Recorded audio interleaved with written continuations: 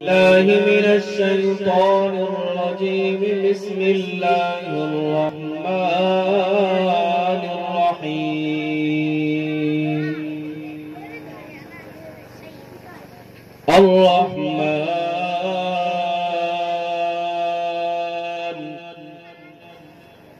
علم القرآن خلق الإنسان علمه البيان وقد قال النبي صلى الله عليه وسلم إن في الجسد لمضغة إذا صلحت صلح الجسد كله وإذا فسدت فسد الجسد كله على وهي القلب فقد قال الله تبارك وتعالى في شان حبيبه صلى الله عليه وسلم إن الله وملائكته يصلون على النبي يا أيها الذين آمنوا صلوا عليه وسلموا تسليما।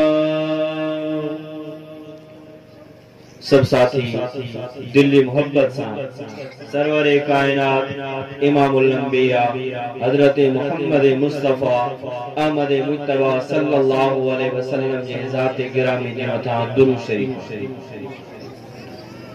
اللهم صل على سيدنا وحبيبنا وشفينا محمد وعلى آله وأصحابه أجمعين।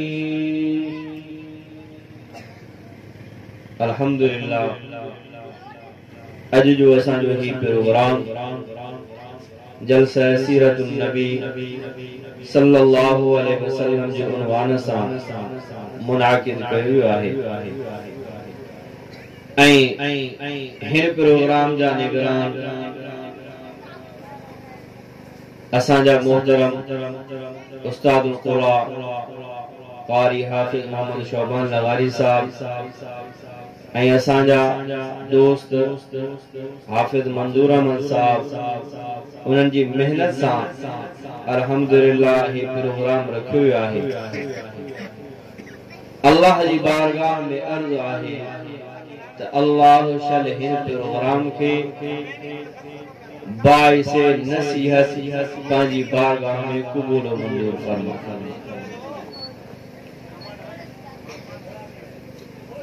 हिननि प्रोग्रामनि जो मक़सद इहो हूंदो आहे त तव्हां अचो अल्लाह जे क़ुरान खे ॿुधो ऐं उन क़ुरान जे मथां अमल भी कयो।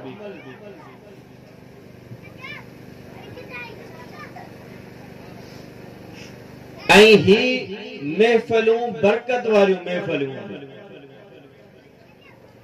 हुज़ूर अनवर सल्लल्लाहु अलैहि वसल्लम जन फरमायो साईं फरमायो जॾहिं क़ुरान जी महफ़िल थींदी आहे अल्लाह जे रहमत वारा फरिश्ता ज़मीने तख्त ते पहुचंदा आहिनि ऐं हिन महफ़िल खे ॿुधंदा आहिनि। महफ़िल खे ॿुधी करे क़ुरान वारी महफ़िल खे ॿुधी करे अल्लाह जी बारगाह में हाज़िर थींदा आहिनि। अल्लाह खे इल्म हुजण जे बावजूद अल्लाह मलाइकनि खे हुकुम फरमाईंदो आहे ए मुंहिंजा मलाइको ॾियो त हाल वाल मुंहिंजे बाननि खे तव्हां कीअं ॾिठो।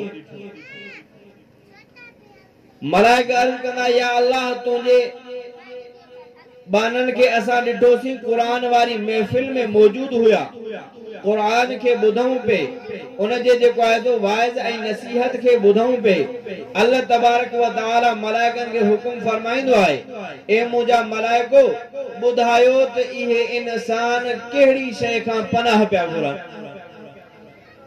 मलाइका अर्ज़ कंदा या अल्लाह जहन्नम खां पनाह घुरनि पिया। अल्लाह फरमाए तो भला केड़ी शय जी तलब पिया कन, या अल्लाह जन्नत जी तलब पिया कन। अल्लाह फरमाए तो मलाइको इन्हनि इंसान जन्नत ॾिठी आ, या अल्लाह जन्नत कोन ॾिठी थन, पर जेकर ॾिसन हा वधीक तलब कन हा। अल्लाह फरमाए तो ॿियो छा पिया चवन, मलाइका अर्ज़ कंदा या अल्लाह पंहिंजे गुनाहनि जी माफ़ी पिया वठन। अल्लाह फरमाए तो मलाइको गवाह रहजो, मां अल्लाह इन्हनि जे गुनाहनि खे माफ़ करे जहन्नम मां कढी करे मां अल्लाह इनखे जन्नत में दाखिल करे छड़ियो। ॾाढे आवाज़ सां चओ न सुभान अल्लाह। नारे तकबीर, शाने मुस्तफा, शाने सहाबा, नारे तकबीर। हे कुरान वारी महफिल भलारी महफिल, जीअं कुरान जी महफिल भलारी आहे तीअं अल्लाह जो कुरान भी भलारो आहे। त हे सभु कुरान पढ़ण वारा भी भलारा। दुनिया जे अंदर दस्तूर आहे, माण्हू के वॾी गाॾी वारे खे ॾिसंदो आहे चवंदो साईं इहो भलो आहे, पुठियां माण्हू अथसि MP MLA भलो आहे, जायदाद वारो आहे भलो आहे। पर अचो त मोहम्मद मुस्तफा अहमद मुज्तबा सल्लल्लाहु अलैहि वसल्लम खां पुछा कयूं त उन जे नज़र में कहिड़ो इंसान भलो आहे। हुजूर अनवर सल्लल्लाहु अलैहि वसल्लम जन फरमायो क़ाल नबी सल्लल्लाहु अलैहि वसल्लम खैरुकुम मन तअल्लमल कुरान व अल्लमहु। मुझे कायनात जे नबी इमामुल अंबिया सरताजुल अंबिया हजरत मोहम्मद मुस्तफा अहमद मुज्तबा सल्लल्लाहु अलैहि वसल्लम ने फरमायो मुझे उम्मत में भले मां भलो इंसान वो आए जो पाण भी कुरान पढ़े, पांजे बच्चन के भी कुरान पढ़ाए। नारे तकबीर, शाने कुरान, अज़मते कुरान, नारे तकबीर। अब कुरान वारा भला ऐं अल्लाह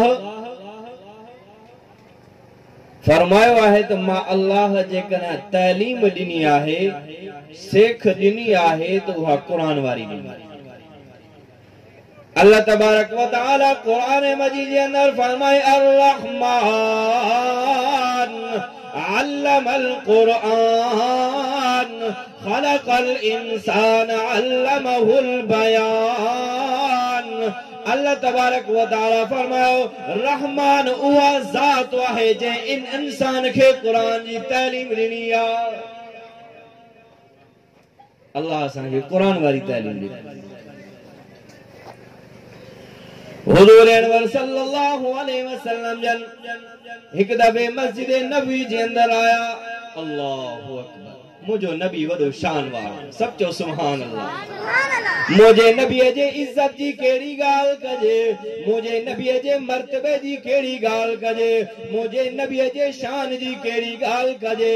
अल्लाह तबारक व तआला कुरान मजीद के अंदर पाजो लक़ब बयान फरमायो, फरमाई अल्हम्दुलिल्लाहि रब्बिल आलमीन। मां अल्लाह ओ आया जे रब्बुल आलमीन।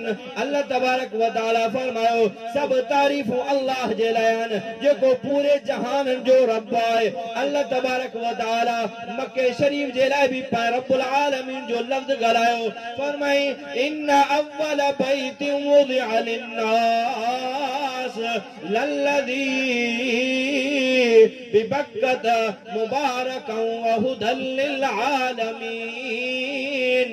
अल्लाह पांजी जात जे लाए रब्बुल आलमीन जो लफ्ज गालायो, पांजे काबे जे लाए घर जे लाए हुदल लिल आलमीन जो गालायो लफ्ज। अल्लाह तबारक व तआला जे नबी इमामुल अंबिया सरताजुल अंबिया हजरत मोहम्मद मुस्तफा अहमद मुज्तबा सल्लल्लाहु अलैहि वसल्लम जन जो जनवारो आयो। अल्लाह तबारक व तआला फरमायो वमा अरसलनाका इल्ला रहमतल लिल आलमीन। ॾाढा वासा चो सुभान अल्लाह। नबी जे इज्जत जी केड़ी गाल कजे, नबी जे मर्तबे जी केड़ी गाल कजे, नबी जे शान जी केड़ी गाल कजे। हुजूर अनवर सल्लल्लाहु अलैहि वसल्लम जन जरा मस्जिद नबी जे अंदर आया, अल्लाहु अकबर। मस्जिद नबी उहा पाक नबी मस्जिद आहे जे लाए कायनात जे नबी इमामुल अंबिया सरताजुल अंबिया हजरत मोहम्मद मुस्तफा अहमद मुज्तबा सल्लल्लाहु अलैहि वसल्लम जन फरमायो, जेकर मुझो गुनहगार उम्मती इन मुझे मस्जिद नबी जे अंदर एक नमाज पढ़ंदो, अल्लाह 50,000 नमाजुन जो सवाब अता फरमाइंदो। नबी जे शान जी केड़ी गाल कजे। हुजूर अनवर सल्लल्लाहु अलैहि वसल्लम जन उन्हें मस्जिद नबी जे अंदर आया, सहाबा इकराम इंतजार में वेठा है। ॾाढा वासा चो न सुभान अल्लाह। सहाबा जे मर्तबे जी केड़ी गाल कजे, जेड़ो नबी शान वारो त सहाबा भी शान वारा। अल्लाह तबारक व तआला सहाबा जे शान के बयान कंदे अल्लाह तबारक व तआला फरमायो, वस्साबिकूनल अव्वलून मिनल मुहाजिरीन वल अंसार वल्लज़ीना तबऊहुम बिइहसान रज़ियल्लाहु अन्हुम व रज़ू अन्हु व अअद्द लहुम जन्नातिन तजरी तहतहल अनहार खालिदीन फीहा अबदा। अल्लाह तबारक व तआला फरमायो, ए मुझा सोना नबी जी तू शान वारो ही, तुझा सहाबा भी शान वारा, मुहाजिर सहाबा भी शान वारा, जिन मक्के का मदीने हिजरत कई उहे भी शान वारा, मदीने वारा सहाबा भी शान वारा। अल्लाह तबारक व तआला फरमायो, ए मुझा सोना नबी तुझा सहाबा जे रही जन्नती थई। नारे तकबीर, शाने सहाबा, शाने सहाबा, नारे तकबीर। सहाबा जे मर्तबे जी केड़ी गाल कजे। हुजूर अनवर सल्लल्लाहु अलैहि वसल्लम जा उहे सहाबा हैं जो जंग जे मैदान जे अंदर बीठा हैं।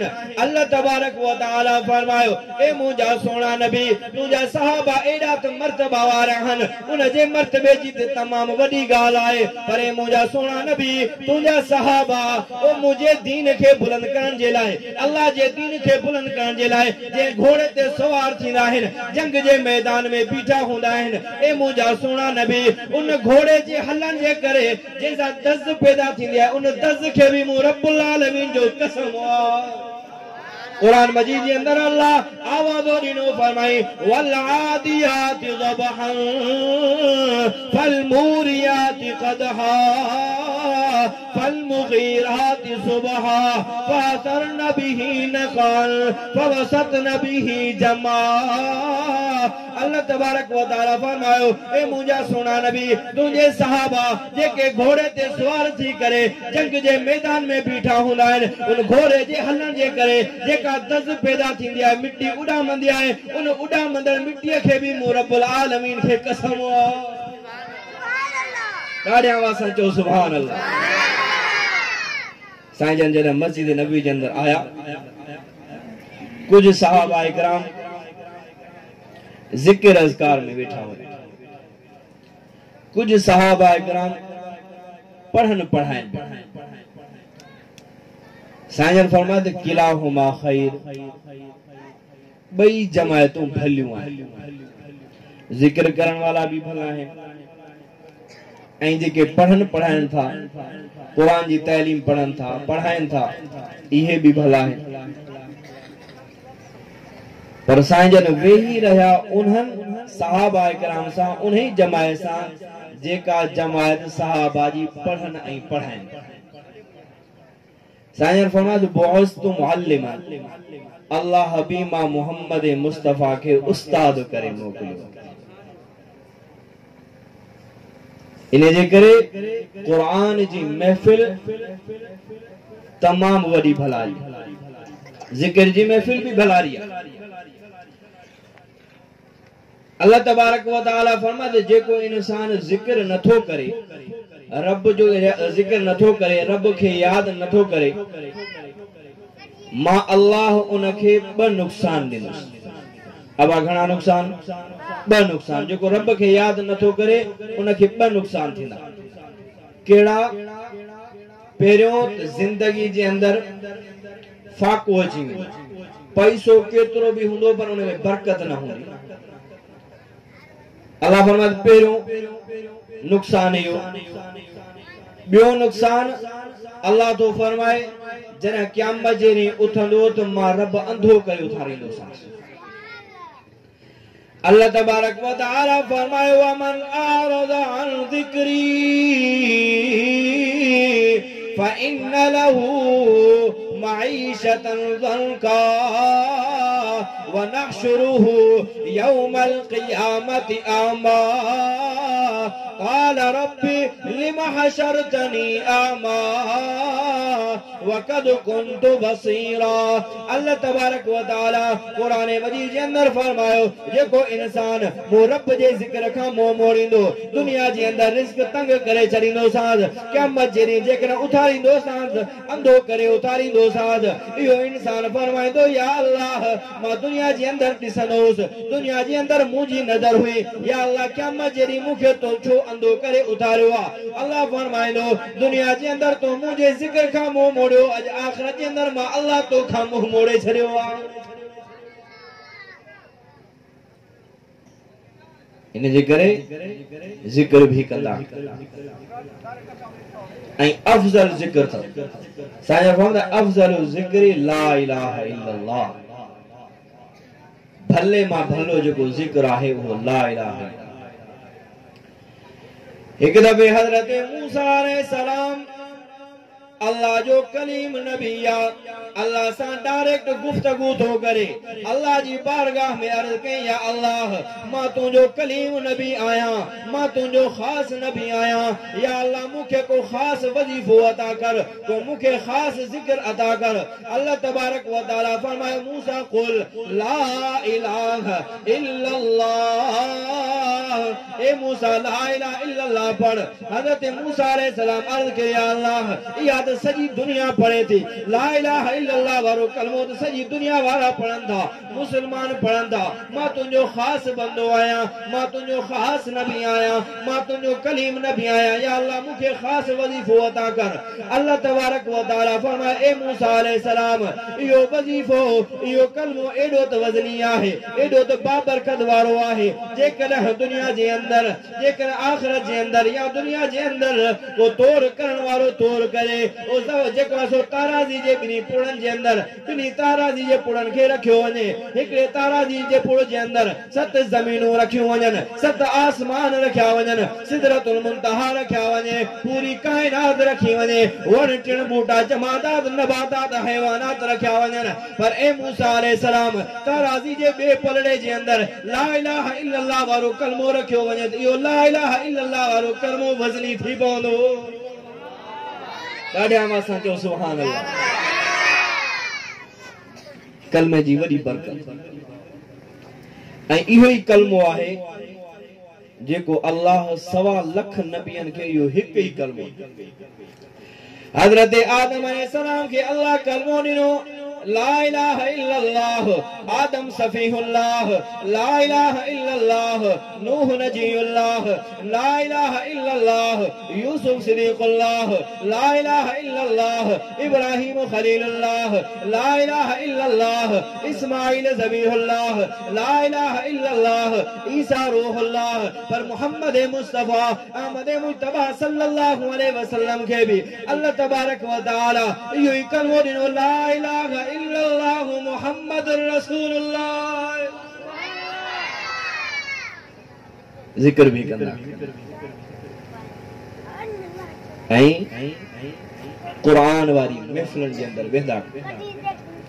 जेस ताईं कुरान जी महफिल हले तेस ताईं वेंदा ऐं दुआ ताईं वेंदा। जो हुजूर अनवर सल्लल्लाहु अलैहि वसल्लम ने फरमायो अद-दुआ मुखुल इबादत, दुआ इबादत जो असुल आहे।